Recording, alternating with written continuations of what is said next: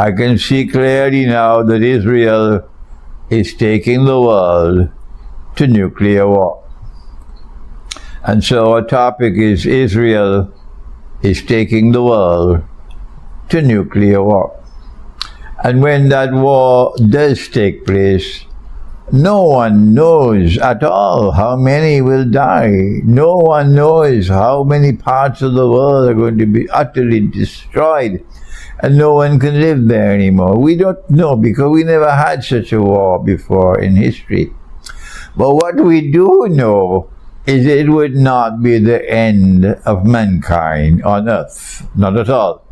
Because our Islamic eschatology, excuse me, I have this cough still here with me, I'm trying to battle with it. Our Islamic eschatology tells me of many events which will occur after the Great War. And of course, my viewers are well aware that I have told you of what our Prophet, Allah's blessings be upon him, has prophesied. That after the Great War, the next event which will take place, whether Turkey accepts it or they don't, is irrelevant. The next event which will take place after the Great War, as prophesied by Prophet Muhammad, Allah's blessing be upon him, is the conquest of Constantinople. That's why they changed the name, so that they could hide this prophecy. But we're bringing it back into the sunshine. And of course, we have explained why a Muslim army is going to conquer Constantinople. And when we told them why, they were crying in the University of Belgrade. The auditorium was packed full. 99% of them were Orthodox Christians. Less than 1% in that gathering were Muslims. And they were crying when they heard that when that great war takes place and the Muslim army conquers Constantinople, then we will return Hagia Sophia, the cathedral of Hagia Sophia, to those to whom it rightfully belongs, and no one will be able to stop that. So now then, when will the Great War take place? Of course, only Allah has all knowledge. Only Allah. But we have the right to seek to anticipate when we connect the dots. Of course, those who are going to trigger the Great War, they know when they're going to do it. But we have to go to the subject of the Antichrist, because the Great War is connected with the Antichrist, or Dajjal, the false Messiah. They don't teach this subject in universities. And our brothers in Christian eschatology do not have as much information about the Antichrist as we have in Islamic eschatology. And we share it with them in a fraternal way. There is no boxing match, not at all. There is no rivalry, not at all. We are brothers to each other, and we are the two people on the face of the earth who believe as a matter of fate that the Messiah came, that the Messiah left, and that the Messiah will return. And so now, when we turn to the subject of the Antichrist in Islamic eschatology, we find that the Qur'an refers to him, and this is an ayah mutashabiha, meaning a verse which has to be interpreted to be understood. And when we interpret the Qur'an, we know that only Allah can confirm that an interpretation can be correct. And so, when we interpret the Qur'an, there is no boxing match. And that interpretation of the Qur'an must not be used to divide the believers at all. So we interpret But we say Allah knows best. If our interpretation is correct, it will become truth and it will survive. And if our interpretation is wrong, as I have been wrong in the past, and I'm always happy to say, I made a mistake. But when I make a mistake, I must be the first to rush to correct myself. At all. There must be no pride in trying to hide my mistakes. Not at all. That's not the way of scholarship. And so, the Qur'an has told us, if you make a mistake when making an interpretation, you still will get blessings for the effort that you made, inshallah. But tomorrow, it will go down the river of no return. It will be forgotten. And so now in the Qur'an, in Surah Al-Mursalat, we have identified this verse. بَعْدَ أَعُوذُ بِاللَّهِ مِنَ الشَّيْطَانِ الرَّجِيمِ انطَلِقُوا إِلَى ظِلٍّ ذِي ثَلَاثِ شُعَبٍ. It must be about 10, 15 years ago when I identified this verse as relating to the Antichrist. Proceed, says the Quran, to a shadow which will comprise of 3 parts. Proceed to a shadow which will comprise of 3 parts. And I say, and Allah knows best, this refers to the Antichrist, to Dajjal. I see the same thing in Christian eschatology when they have 3 parts, 6 and 60 and 600, so 666. But in our eschatology, we have a prophecy of Prophet Muhammad, Allah's blessing be upon him, which is in harmony with this verse of the Quran. He said that when the Antichrist is released into the world, he will live on the earth for 40 days. One day would be like a year, meaning a long, long period of time. One day would be like a month, meaning in the second phase or the second stage, it will be shorter. One day which will be like a week, meaning that in the third stage of the life of the Antichrist, it will be a very short span of time. وَالسَّائِرُ أَيَّامِهِ كَأَيَّامِكُمْ. And despite the fact, now listen carefully to this, because this is the first time I'm explaining it this way.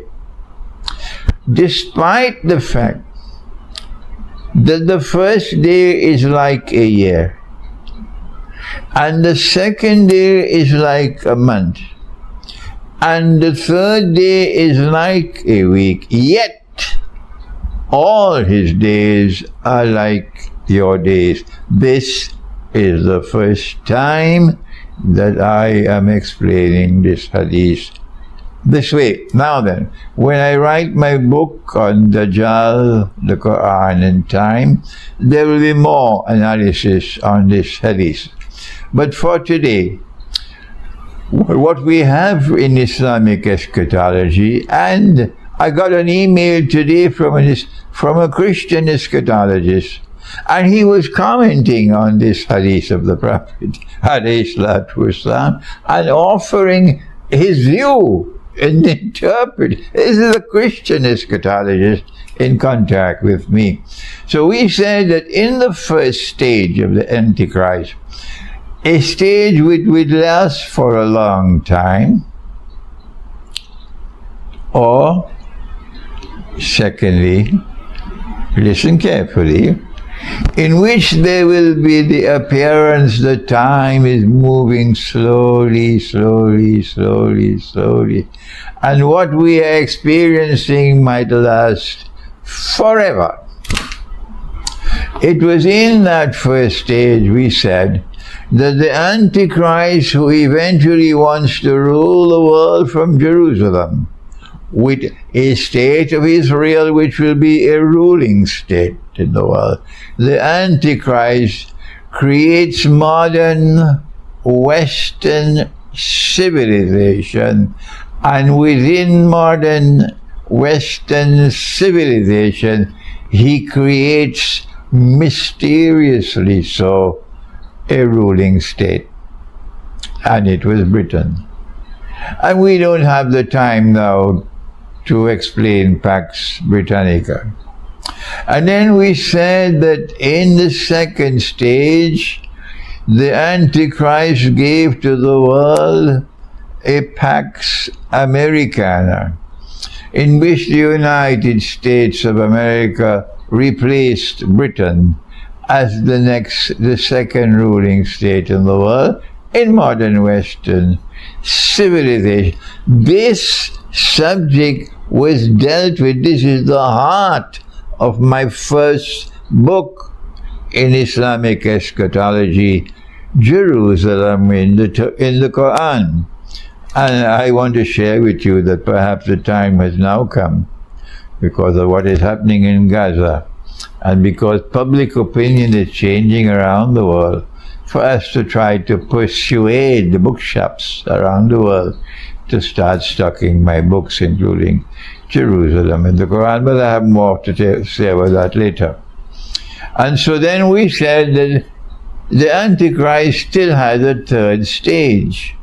My Christian brother who wrote to me today is of the opinion that no, it was the Roman Empire which was stage one. And then he said it was Britannia, Pax Britannica, which is stage two, and Pax Americana is an extension of Pax Britannica. And I can't remember now what he said about stage three. Anyhow, we have the view that no, Pax Romana, or the Roman Empire, had nothing to do with the Holy Land at all, bringing the Jews back to the Holy Land at all. So we don't see the imprint of the Antichrist there in the political conduct and the military conduct of the Holy Roman Empire. But now then, we say that the third stage will be a stage in which Israel will attempt to rule the world and to establish a Pax Judaica. And then the Antichrist would complete his 3 days before we see him in person, and he would be ruling the world from Jerusalem, and then he will declare, I am the Messiah.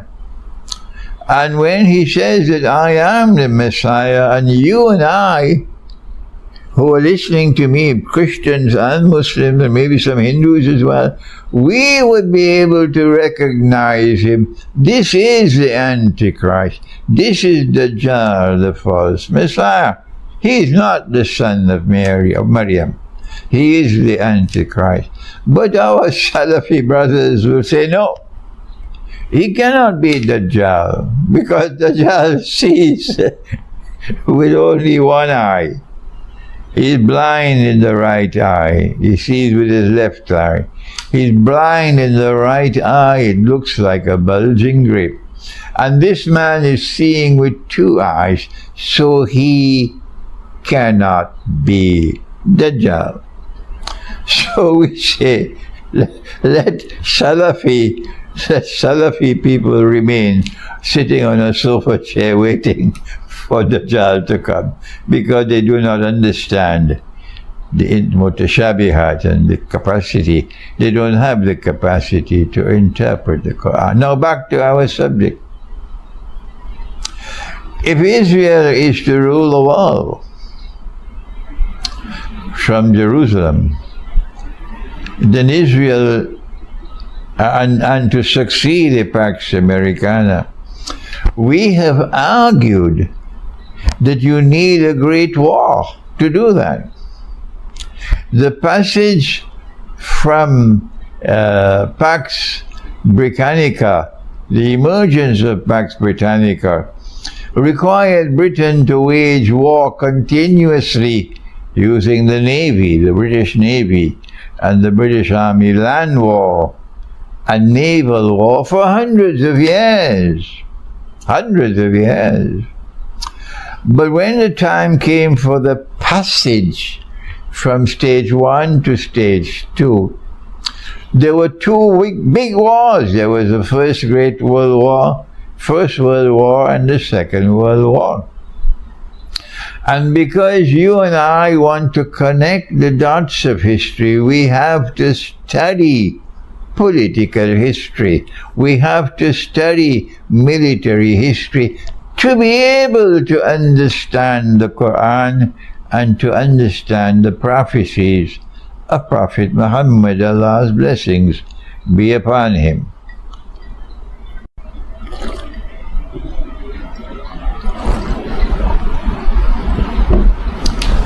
Our critics don't appear to have that interest. We saw that in the First World War, it was a false flag, an assassination of the Grand Duke Franz Ferdinand of Austria-Hungary, who was assassinated in Sarajevo in the summer of 1914. But on Judgment Day, we'll get the evidence that the gunman was not acting on his own, that there was a planning behind it. There were actors behind him who targeted the assassination of Franz Ferdinand because they wanted to use this to have a domino effect, to bring about a war which they had planned. Oh yes, they had spent a long, long time planning the First World War, long in advance. And all that they needed was the bushfire with which to start it. And that was the role of the assassination of the Grand Duke Franz Ferdinand of Sarajevo. And then the First World War took place. And we noticed in the First World War that Britain and France had approached Russia, and their purpose was to deceive Russia and take Russia for a ride. I chatted today for a long time on the phone with my dear friend Ken O'Keefe, and Ken might be listening to this lecture as well. And I explained to Ken, and he laughed. He laughed. I said, the Tsar Nicholas of Russia was a man who belonged to a family which had faith in the Lord God. They were pious Christians. But while he had faith in his heart, he didn't seem to have more than peanuts in his head. And so the British and the French were successful in deceiving Russia and establishing a triple alliance with Russia. They knew it was going to be a formidable fight. They knew that millions were going to die fighting Germany and fighting the Ottoman Empire, but because these were two massive military machines.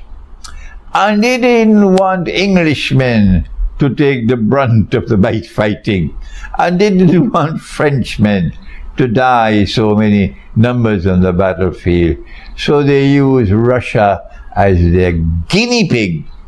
And so long as the war was prolonged, and Russia was suffering so many men being killed, and the Russian economy is in straits, difficulties, they were able to intervene and to win public opinion in Russia against the Shah. And so they attacked him with a sword both from the front and from the back. And they were able to bring about the Bolshevik Revolution.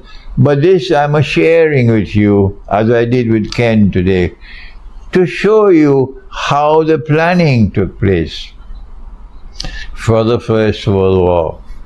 And the First World War gave us a great step towards Pax Judaica, because they liberated the Holy Land from Ottoman rule, and it established a British mandate over Jerusalem and the Holy Land. And from 1917, 1918, and 1948, Britain presided over the return of Jews to the Holy Land, not Israelite Jews, who were scattered all over the world of Islam, Morocco and Iran and all these places. Not those Jews, but the others who were not a Semitic people at all. They were European people. These are the ones who were brought back to, not brought back, they're coming for the first time. European Jews were brought to the Holy Land.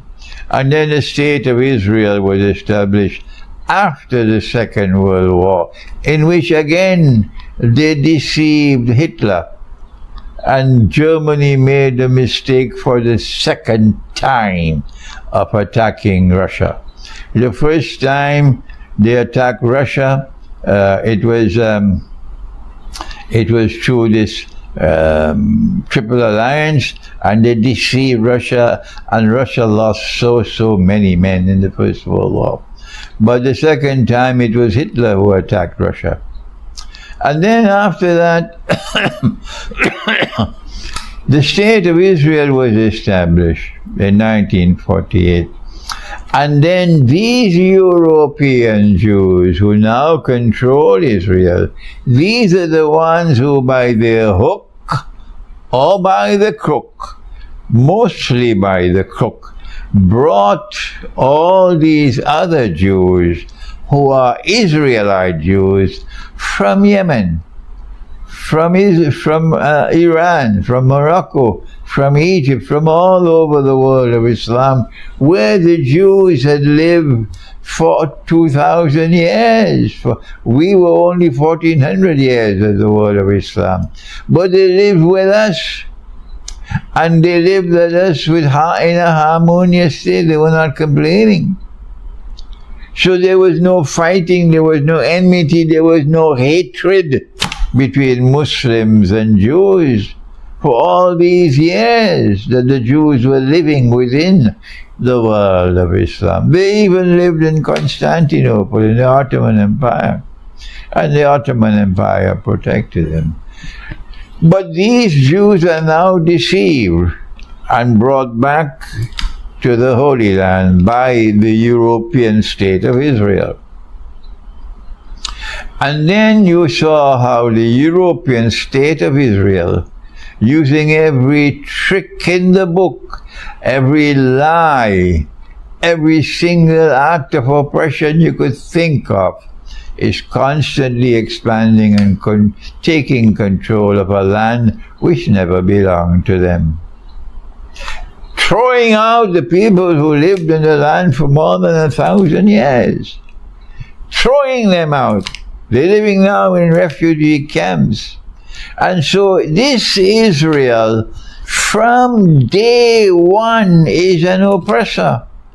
By trickery, in an unjust way, they establish a United Nations organization, and that United Nations organization have a vote, and they say the state of Israel must be created. That's how it came into being. A United Nations organization which Europe created and which Europe controlled. And that United Nations organization created the state of Israel, taking away the land which belongs to the Christian and Muslim Palestinians, robbing them of their lands in daylight robbery to create a new state in that land. And from that day to this day, that Israel has been oppressor. Now we have Jews responding to me on the internet and arguing with me, but they don't give their identity. They hide behind a pseudonym, cowards, and trying to argue with our view of Islamic eschatology. Let them come. We are happy to combat with them, to do intellectual combat with them on the internet. But I'm not going to share a platform with a Jew who supports the state of Israel. You can't have a friendly dialogue with me. Forget it. And so now, what has been happening is that in order for this Israel to replace the United States of America as the next ruling state in the world, so that the Antichrist would have his third stage of his mission, a day like a week. This Israel is prepared to trigger the Great War. Why? Number one, to substantially reduce the population of the world. And I am not the only voice speaking about this. No, there are so many others already saying the same thing, and they're not saying it from the perspective of Islamic eschatology at all. That there is a plan afoot to substantially reduce the population of the world. They might say, well, there are too many cockroaches in the world. We have to get rid of all of these cockroaches. We are the chosen people of the Lord God. But secondly, there are two major powers in the world now. There used to be the Soviet Union, and there used to be the Western Alliance. And then when the Soviet Union folded its tent and disappeared into the darkness of the night, then a Russia emerged, mysteriously so, which returned to Russia's Orthodox Christian heart. And once that happened, then China was the first in the world to have the insight and to have the political acumen to recognize that this Russia is not a rival to China. The previous Soviet Union was a rival to China, but this Russia is not a rival to China. Indeed, China came to the conclusion very rapidly that this Russia can be trusted while the West cannot be trusted. And so China reached out to this Russia after the Soviet Union was folded its tent and disappeared into the darkness of the night. And Russia responded to the Chinese initiative, and an alliance between Russia and China emerged. And this alliance became a formidable military and political and economic bloc in the world, rivaling the West, rivaling NATO. And now we see, in fact, that Russia is the greatest military power in the world today. But Israel wants a great war between these two giants, because Israel is calculating that a war, a nuclear war between the China-Russia alliance and NATO, will be a war of mutual destruction.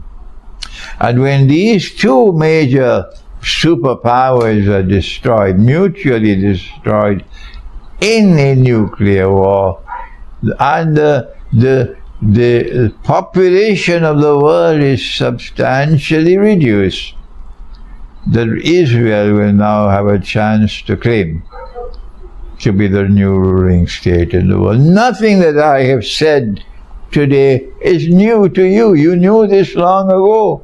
those of you who have been listening to me, and those of you who have been thinking, but there are others, they eat the biryani and go home to sleep. They're not concerned so much with the hunger for knowledge. And there are others who just discovered me, and they're probably hearing this for the first time. But there are so many of you who already know this. Now then, what is now happening, the connecting the dots, is that although the Great War has not as yet taken place, Israel knew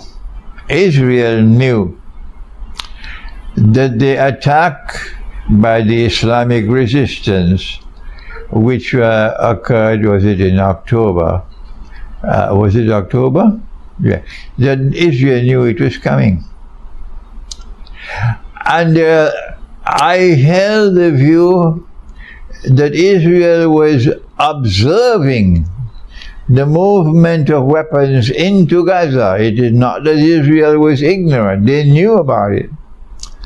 I held the view that Israel thought that the massive transfer of weapons that were taking place to Ukraine afforded an opportunity for Israel to assist in getting a part of this huge surplus of weapons going to Ukraine, to a Ukraine which was willing to sell for money. And you could go in the market and buy, the black market, you could buy these weapons. And so weapons were bought. And Putin he spoke about this, and he revealed that this is what happened. This is the president of Russia. That these weapons which were intended for Ukraine were sold in the black market, and they reached Gaza. And Israel knew how they reached Gaza. So Israel was aware that this attack was coming. On Judgment Day, the evidence will be there that I am absolutely correct in my analysis. On Judgment Day, you'll see it. But we don't have to wait for Judgment Day, because there are many people around the world who already agree with me that Israel had a knowledge that the attack was coming. Why did Israel allow the attack to take place? Notice I never used the Arabic acronym for the Islamic resistance.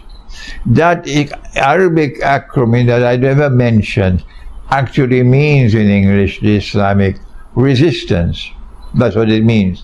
So I prefer to use the term the Islamic resistance, which is in contrast to the secular nationalist Palestinian resistance of the PLO, which was headed by Yasser Arafat. That's a secular resistance. And this is the Islamic resistance. And so when the Islamic resistance emerged, obviously, these are the terrorists, these are the terrorists, these are the terrorists. And the secular resistance, oh no, they're the good guys now. It's so funny. So, I don't use the Arabic acronym. I call it the Islamic resistance. And the Islamic resistance then launched the attack on Israel. More than 1,000 Israelis were killed, and their lives could have been saved if Israel had warned them, at least warned them the attack is coming. As there were those who were warned in advance that 9/11 was going to take place, and so they didn't go to work on that day. But they didn't do that at this time. So these people lost their lives, and so many of them were taken as prisoners of war, or they call them hostages. Now then, I asked in my first response, why did Israel do this? And then I felt that what Israel was doing was trying to use this as an opportunity to trigger a big war with Iran. This was my first impression, and that Israel will try to provoke Hezbollah to become a party to the war, And once Hezbollah enters the war, then the road will be clear to Iran, and Israel's target was Iran. This is my first response, and now it is clear that I was wrong. I was wrong. I misread the situation. I believe that that was not the major plan. The major plan was to use this opportunity for Israel to clear the whole of Gaza, to make Gaza free of Palestinians, to throw them out of Gaza, and make it impossible for them to live in Gaza anymore, so that Israel will be rid of this problem. Throw them where? Throw them in Sinai, but Sinai belongs to Egypt. So you need the Egyptian government to agree to that. Or let them go and live in Egypt, or let them go somewhere live in the world of Islam. All the Palestinians. So Israel responded to the attack by the Islamic resistance because they responded with a pre-planned operation whose objective it was to liberate the whole of Gaza, remove all the Palestinians, using terror, not just Islamic resistance. The fact is, every Muslim and every Christian in Gaza is a threat to Israel. And so now, what we've been seeing these last 2 months is Israel's oppression constantly increasing. And now they plan their plan, but Allah plans His plans. And in the same way, that look at what happened with the Soviet Union, which was an evil state, an atheist state, oppressing the Christians, oppressing the Muslims, oppressing the religious way of life. And yet the Soviet Union was able to transform Russia overnight into a highly scientific and technologically advanced country, willing and capable to become a formidable, the most powerful military force in the world. So too, it seems to me as though Allah's plan is at work in Gaza, that the more that Israel attacks Gaza, the greater the injustice, the more that Israel becomes isolated in the world. Most of mankind today, despite the fact that the media around the world has always been used for propaganda in favor of the Western world and in favor of Israel, despite all of that propaganda, all these decades, today public opinion around the world is moving more and more in favor of the oppressed Palestinians and against Israel. And if you look at the voting in the United Nations Security Council and in the United Nations General Assembly, I believe there was a resolution today. I don't know what has happened in the Security Council today, but the last time the Security Council voted, it was the United States which cast the solitary vote, only one country in the world, in support of Israel. But because the United States is a permanent member of the Security Council, it had a veto power. But now today, I don't know what happened today. It's possible that the United States must have voted in favor of a resolution asking Israel to stop the fighting, to have a pause in the fighting. When you go to the General Assembly of the United Nations, we see that 150-something countries around the world adopted a resolution asking Israel to stop. And only 10 voted in favor of Israel. The 10 were United States And the other 9, I can't remember the name because they're so unimportant. And so, I'm concluding this talk by saying to you that Israel is becoming more and more isolated in the world. That even Britain and France are now asking Israel to stop the fighting. So what's going to happen? Answer: those who want Pax Judaica will now realize that the United Nations is no longer an asset.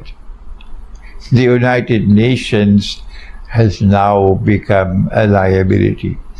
Number 2, that maybe the time is approaching soon, because Israel is becoming more and more isolated, for them to trigger the next world war. How will it be triggered? I don't know, but it's going to be a false flag. But when it is triggered, I believe it'll take Russia by surprise. It will take China by surprise, and it probably will also take NATO by surprise. Because it is not NATO, it is not China, it is not Russia who wants the Great War, the nuclear war. It is Pax Judaica. Those who want Pax Judaica, they are the ones who will trigger off the Great War. And I am recording this video because of my connecting the dots, and because I have a duty as your brother, studying Islamic eschatology while the others are eating the biryani and couscous and going home and sleeping. I have a duty to you to share with you my analysis when I connect the dots that Israel is now taking mankind to the nuclear war.